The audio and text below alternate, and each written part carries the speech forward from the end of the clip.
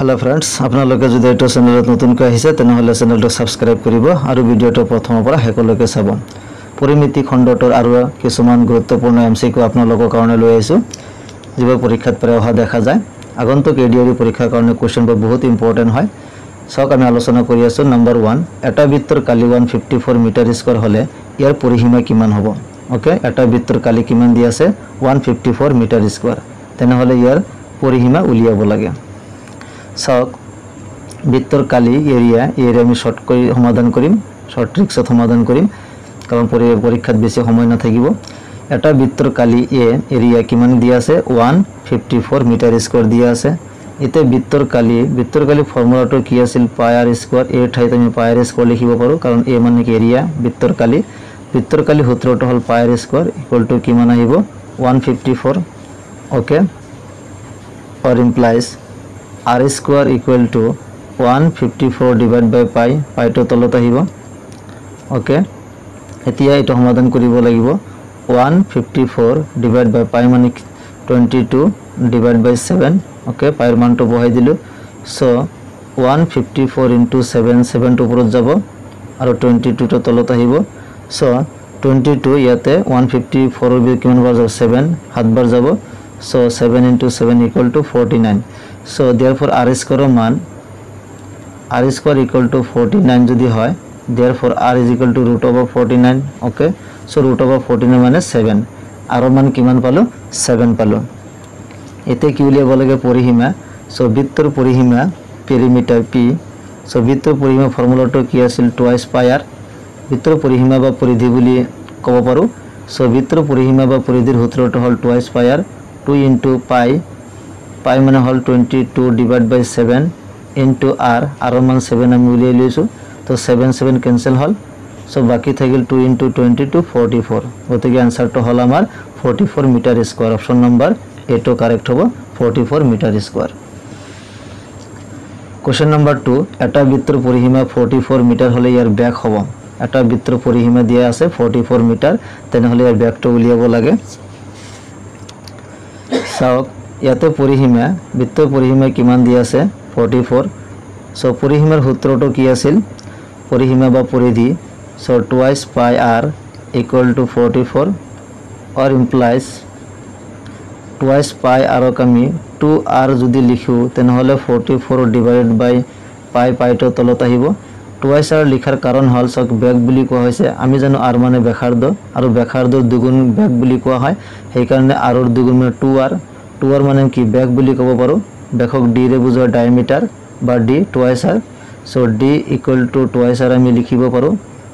সেই কাৰণে twice r বা d বা twice r একেই গতিকে pi to হফলে আমি ট্ৰান্সফাৰ কৰিলো এতিয়াটো সমাধান কৰিব লাগিব 44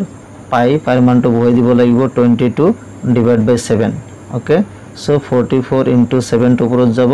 তলত কিমান আহিব 22 40 দুইবাৰ যাব সো হাত দুগুণে কিমান হ'ব 14 গতিকে অপশন নম্বৰ বি টো কাৰেক্ট হ'ব 14 মিটাৰ এটা বৃত্তৰ পৰিসীমা 44 মিটাৰ হলে ইয়াৰ ব্যাস হ'ব 14 মিটাৰ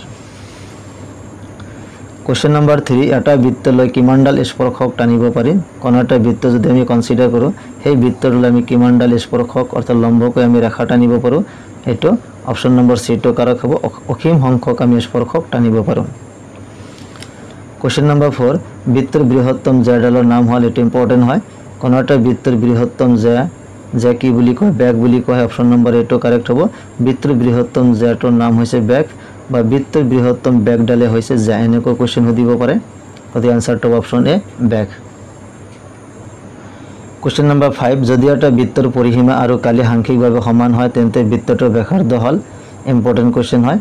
সক এটা বৃত্তৰ পৰিসীমা আৰু কালি সাংখ্যিকভাৱে সমান অৰ্থাৎ মানৰ ক্ষেত্ৰত কি সমান বুলি কৈছে তেন্তে বৃত্তটোৰ ব্যাসাৰ্ধ হল অৰ্থাৎ ব্যাসাৰ্ধ উলিয়াব লাগে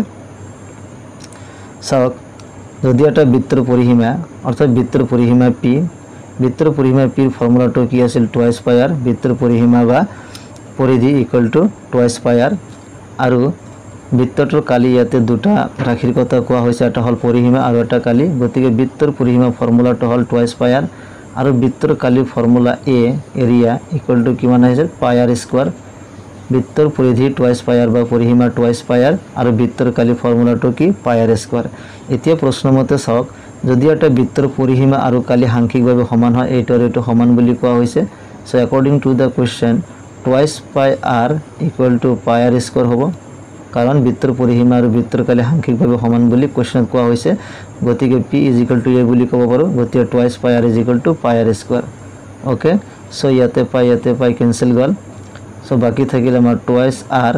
equal to r square so twice r স্কয়ারক আমি কেনেকৈ লিখিব r into r square so এটা r ক্যান্সেল গল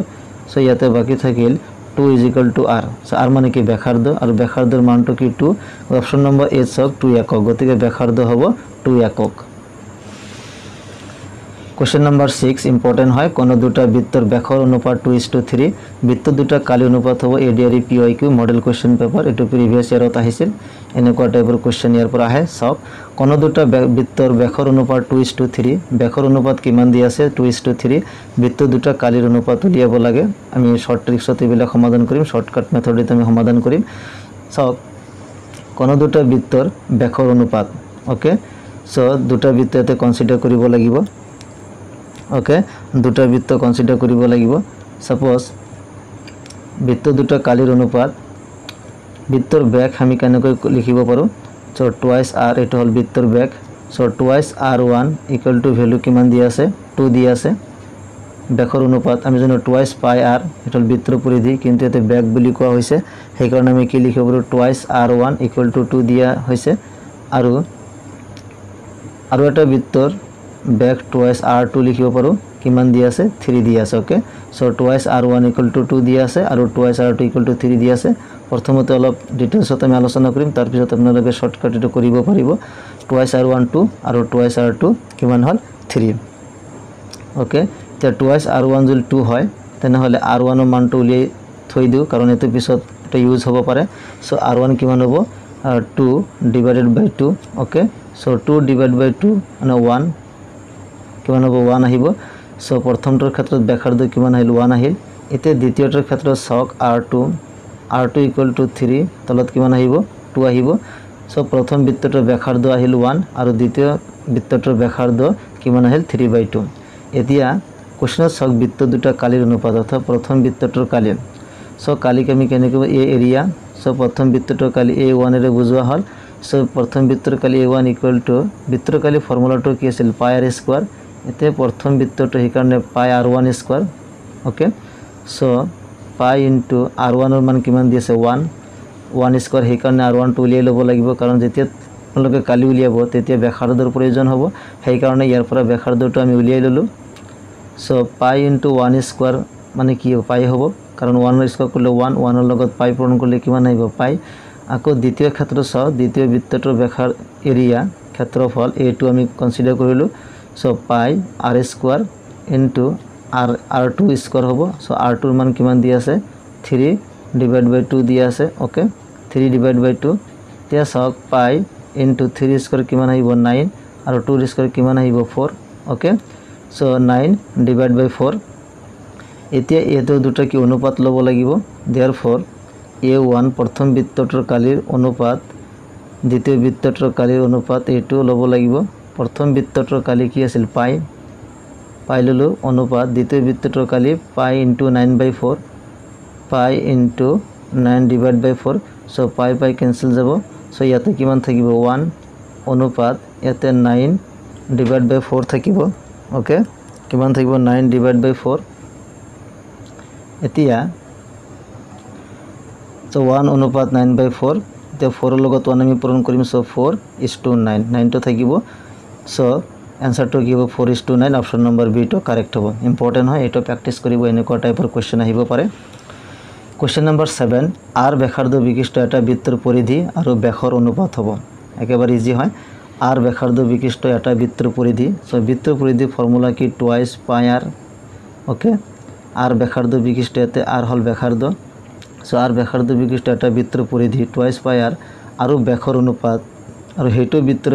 ব্যাসৰ ফৰ্মুলাটো কি আছিল টুৱাইস r ব্যাসাৰ্ধৰ দুগুণ তাৰ নাম হৈছে ব্যাস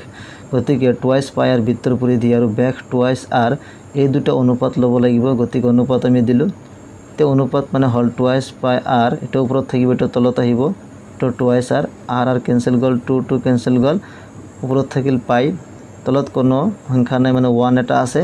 সো আনসারটো কি হ'ব π/1 অনুপাত ললে কি মান হ'ব π/1 গতিকে সব π/1 অপশন নম্বৰ সি দিয়া আছে গতি অপশন নম্বৰ সি টো কাৰেক্ট হ'ব